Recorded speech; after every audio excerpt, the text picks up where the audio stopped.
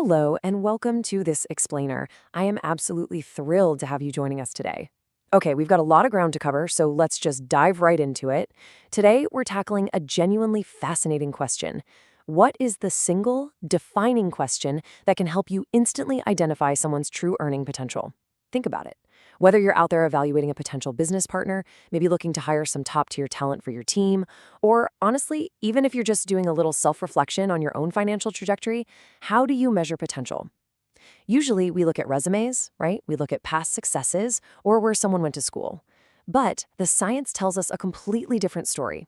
It tells us there's a hidden psychological layer that is incredibly predictive of long-term financial success, far more than a piece of paper.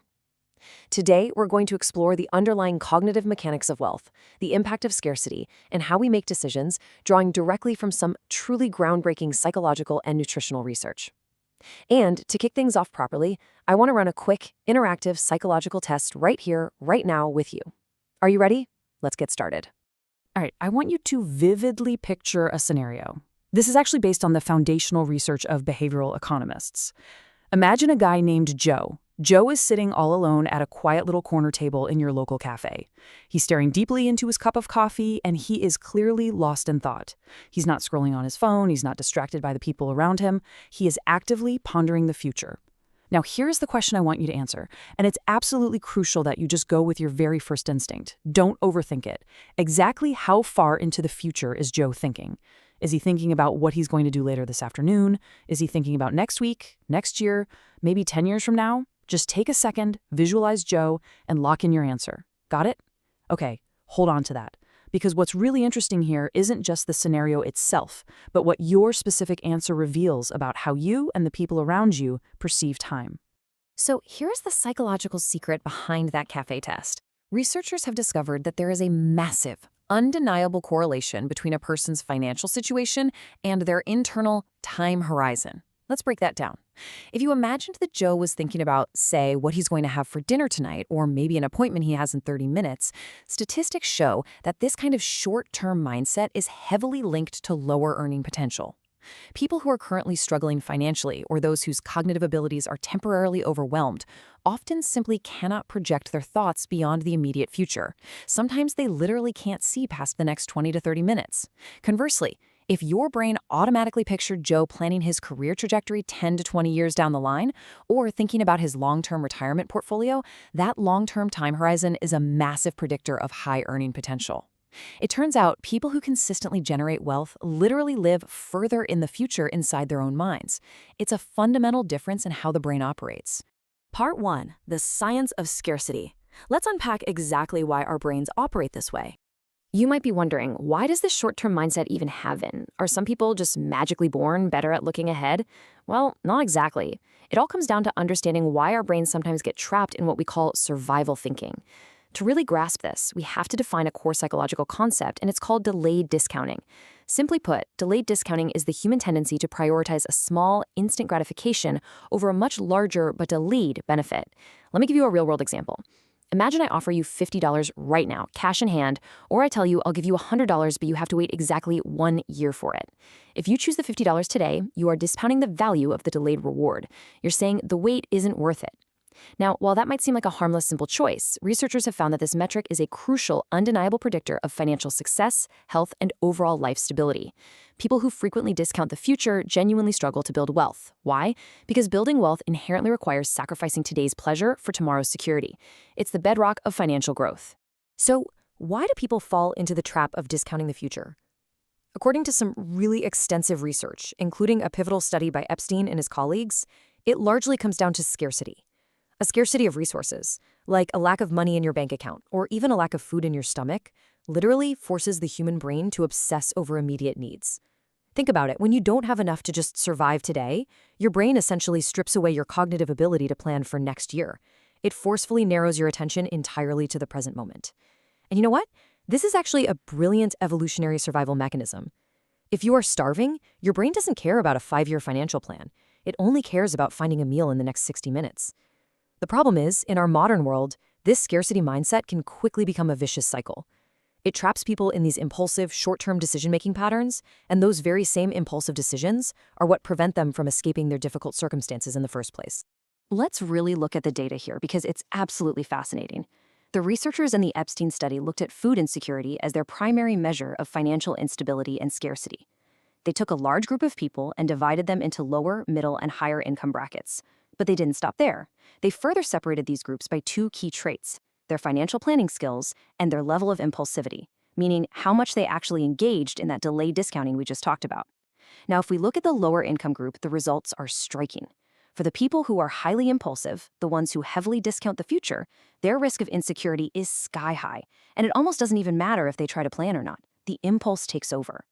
But, and this is the really hopeful part, look at the individuals in that exact same lower income bracket who actively develop strong future planning skills and learn to suppress their impulsivity. Their risk of insecurity drops drastically. In fact, it brings them down closer to the security levels of middle-income earners. The absolutely crucial takeaway here for all of us is that your current income doesn't entirely dictate your future destiny. Your ability to control your impulsivity and your ability to plan ahead, that is the real game changer. Part 2. Prioritizing long-term business success. Let's look at how we actually overcome those short-term urges in the professional world.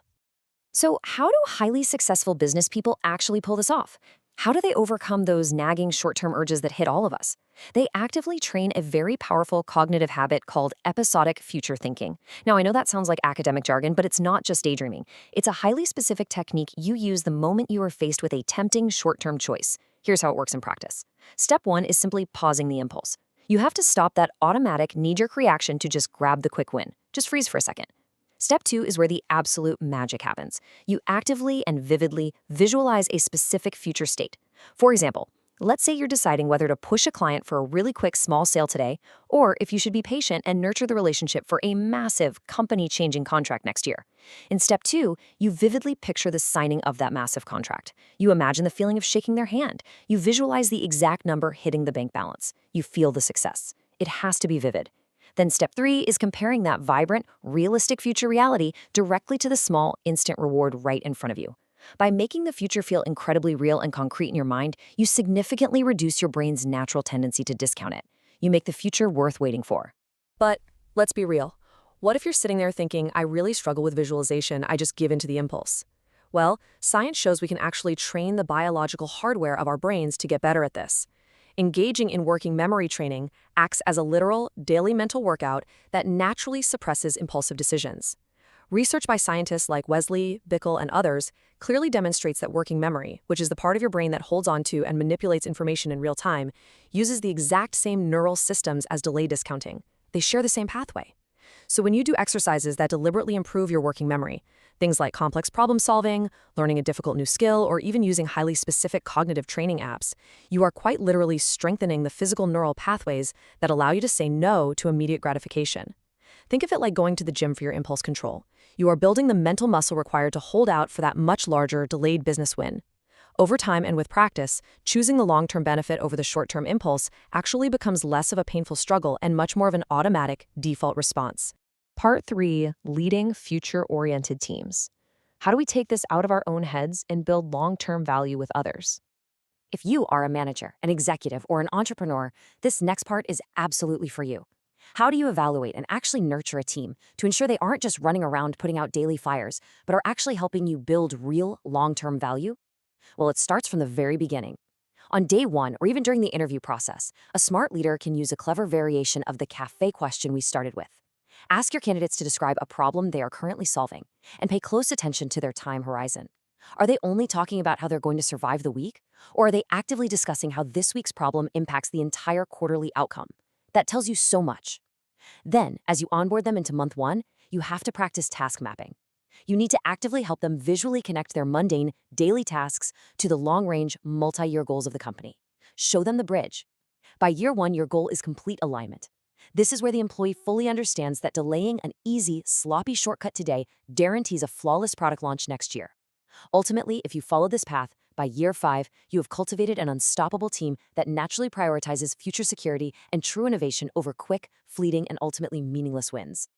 Part 4. The surprising role of nutrition. Yes, biology plays a massive part in this. You absolutely cannot separate the mind from the body.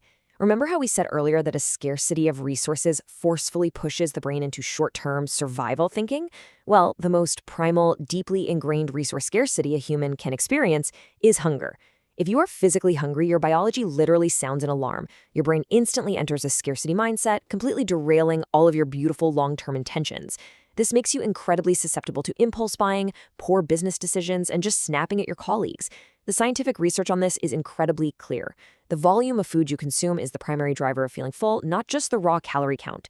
Therefore, the trick is consuming high-volume, low-energy dense foods. We're talking about things like big portions of vegetables, fresh fruits, and foods with a really high water content. These keep physical hunger completely at bay without overloading your system with calories. By actively managing your physical satiety, you are quite literally biologically protecting your brain's precious ability to plan for the future. You are actively preventing that primal, hunger-driven scarcity mindset from sabotaging your professional goals and your personal day. It's a total life hack. Now, just before we wrap things up and get to your action plan, it is really important to pause and state clearly that while these science-backed methods and psychological insights are incredibly powerful tools for understanding and modifying behavior, they do not automatically guarantee financial success overnight. Human behavior, the economy, and personal circumstances are wonderfully complex things. I always strongly encourage you to consult with certified financial advisors or psychological professionals to get personalized one-on-one advice that is specifically tailored to your unique life situation and your personal goals. Part 5, what you can do right now to shift your time horizon. So how do we take all this amazing, high-level data from the lab and actually apply it to our messy, real lives starting today? Tomorrow morning, I want you to start right out of the gate with step 1. Consciously evaluate your daily decisions. Catch yourself in the moment when you're making a choice and literally ask yourself out loud, am I thinking 30 minutes ahead right now, or am I thinking 10 years ahead? Awareness is everything. Step 2, when you inevitably face a really difficult choice between something that's super easy right now and something that's vastly better for you later, practice that episodic future thinking. Stop what you're doing, close your eyes for 5 seconds, and vividly, colorfully, mentally project yourself into that successful future before you act. Feel the win. And finally, step 3, manage your biology to protect your psychology. Eat high-volume, highly nutritious foods to keep physical hunger and that dangerous scarcity mindset far, far away. By doing this, you are preserving your brain's cognitive bandwidth for the big, heavy, long-term decisions that truly matter in your life. I want to leave you with this final, somewhat provocative thought to chew on. Whenever you are faced with a decision today, big or small, I want you to pause and ask yourself this one question. Are you just planning for today's lunch, or are you actively building tomorrow's legacy? The answer to that specific question day after day will dictate exactly where you end up in life. Thank you so much for joining me in this explainer. I really hope this challenges you to reconsider some of your own daily habits, and more importantly, I hope it empowers you to fully master your own psychological potential. You have the tools now. Until next time, keep looking to the future.